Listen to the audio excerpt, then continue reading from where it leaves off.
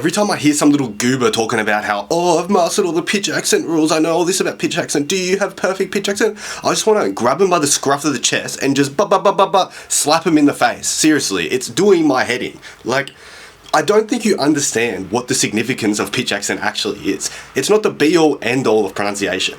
Like, you could have perfect pitch, but it doesn't matter if I get on here and go, Konnichiwa, watashi no namae wa Hari desu. It doesn't matter if the pitch accent's perfect. There's a lot more going on in Japanese pronunciation than just the fucking pitch accent. Like, seriously, it's doing my head in constantly. So, this is sparked by a question I got in my last video, which was a very reasonable question. I'm not having a go with them. They said, do you pay attention to the pitch accent as a criteria for if your Anki cards are correct or not? And the reason that the answer to that is no, I don't. But the reason for that is, right, is you just want to have a general idea of what pitch is, what pitch accent is. Learn a bit of the rules, like a basic amount, the patterns of pitch accent. So if you're doing standard Japanese, you learn all the different patterns. Kansai Ben, you learn it goes up and down, up and down. I've built Anki add-ons in my school. You can join if you want, 7-day free trial with all my courses and everything. You know, a bit of a plug here, cheeky plug, but I've got heaps of courses in there, way more structured content. My YouTube's a bit more of a rant channel now, it seems like, but pretty much on there I've got a pitch accent add-on. You add it into your Anki card. Click, boom, shows the pitch accent of either Kansai Ben or standard Japanese, you pick. But do I use that as a criteria to judge my cards if it's yet correct or not? Not at all. The only reason I have it there is a bit of a reference guide to start to get used to the different pitches of words so that when I listen, I can pick it up. You got to remember, right? Like, I don't know why when it comes to pitch, everyone throws out all the immersion learning principles. They just chuck them in the fucking bin, you know? But really, like, what should we be doing with it? In immersion learning, you learn the words, you learn the grammar, and you learn all this stuff, not so that you can output it. You learn it simply so that you can recognize it in your immersion, immerse a heap, and then use your immersion to build a mental model in your head of the language and replicate that in your output. That's all we do, right? So why is it when it comes to pitch, it's some different shit?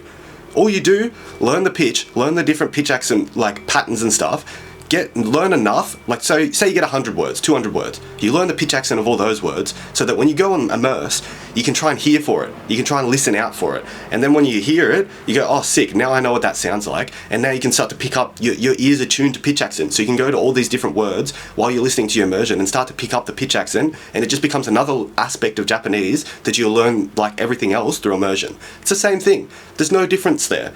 So then when you go to output, you just copy what you hear, so you don't separate the pitch accent from the pronunciation itself, because if I tell you in Kansai Ben it goes up and then it goes down, what exactly does that mean? You know it goes up and down, right? Theoretically. Or in, you know, a word drops, like in standard Japanese, that the pitch drops after this. How much does it drop?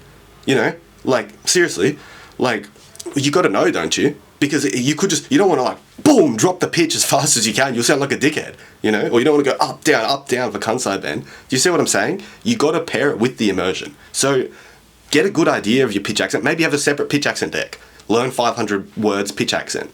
Just good enough. So that when you listen to your Japanese, you can pick it out. Now you've got a good understanding. But learn it with the actual pronunciation. That'll give you, like, it'll fix it.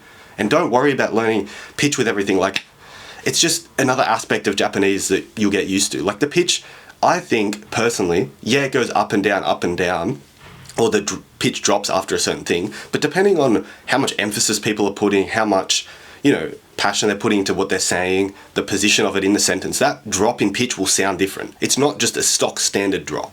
Maybe it is a little bit, but especially for Kansai Ben, it varies a lot, I find, in how much it goes up and how much it goes down. It's, you know, it's not just, like, it does my head in when people say it drops. Like, so what? What the fuck does that mean? It drops, sick. What does that sound like? Replicate it for me. See what I'm saying? It's no different to pronunciation. Just learn it through your immersion. End of story. That's it, all right? Mad. So don't worry so much about pitch accent. Focus more on your accent, how you actually sound. Because I see a lot of people with perfect pitch accent and they sound like fucking idiots. So don't do that.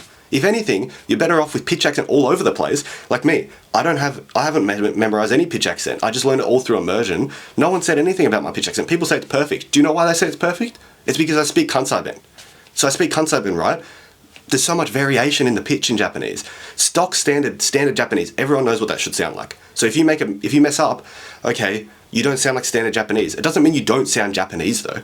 It means you sound not like standard Japanese. You might have an accent. So if I'm from Kansai and I'm mixing standard and Kansai, it sounds like I've, you know, look at Hikaru, the YouTuber Hikaru I always mention. He speaks a mix of Kansai Ben and standard Japanese, so his pitch accent isn't uniform to just one little area of Kansai where he's from, Hyogoken.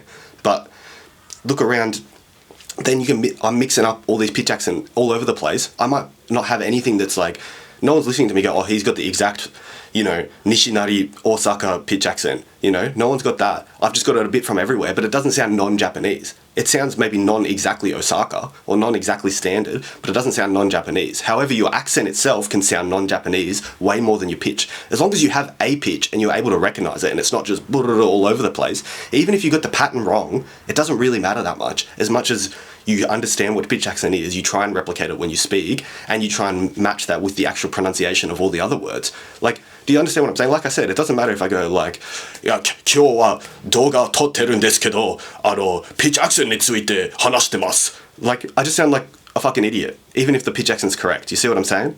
So focus on the pronunciation, the pitch accent comes with it, but don't obsess over it, alright?